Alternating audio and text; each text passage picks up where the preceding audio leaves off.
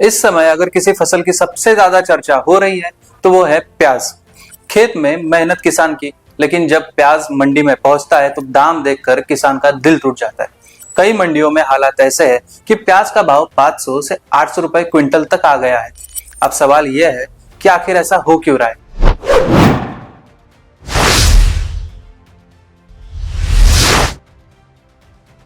नमस्ते किसान भाई और बहनों, मैं निखिल माने और आज हम देख रहे हैं प्याज के भाव गिर क्यों रहे। सबसे पहली वजह है बाजार में ज्यादा आवक। इस समय रबी सीजन का प्याज बड़ी मात्रा में मंडियों में आ रहा है।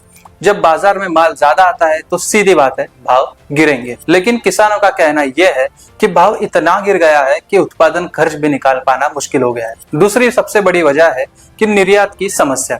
पिछले कुछ महीनों से प्याज के एक्सपोर्ट पॉलिसीज में लगातार बदलाव देखे गए हैं। कभी निर्यात पर रोक, कभी टैक्स, कभी न्यूनतम कीमत की शर्त। इन सब का सीधा असर पड़ता है बाजार पे। जब निर्यात कम होता है तो देश के अंदर ही प्याज की सप्लाई बढ़ जाती है और फिर कीमतें गिरने लगती है। तीसरी बात यह भी है कि इस समय मध्य प्रदेश, महाराष्ट्र, गुजरात से बड़ी मात्रा में प्याज मंडियों में आ रहा है। यानी हर तरफ से सप्लाई ज्यादा है पर खरीदार कम है। इसका सीधा असर किसानों को मिलने वाले भाव पर ही पड़ता है।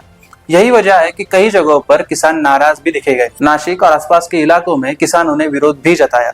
सरकार से मांग की है कि कम से कम प्याज पर तो अनुदान दिया जाए ताकि किसानों का हो रहा नुकसान कम हो सके। अब सवाल यह है कि आगे क्या होगा। अगर बाजार में आवक किसी तरह ज्यादा रही और निर्यात नहीं बढ़ी तो आने वाले समय में प्याज के भाव पर दबाव और बढ़ सकता है। लेकिन अगर सरकार एक्सपोर्ट के लेकर कोई बड़ा फैसला लेती है या बाजार में मांग बढ़ाती है तो किसान को थोड़ी राहत जरूर मिल सकती है। फिलहाल जमीनी हकीकत तो यही है कि प्याज की खेती करने वाला किसान मेहनत पूरी कर रहा है, लेकिन बाजार का भाव उसका साथ नहीं दे रहा। अब देखना यही है कि सरकार और बाजार मिलकर इस स्थिति को कैसे संभालते हैं। और इसी सिलसिले में आगे की जो भी जानकारी होगी पालवी एग्री को आप तक पहुंचाता रहेगा। आप भी चैनल को सब्सक्राइब जरूर कीजिए।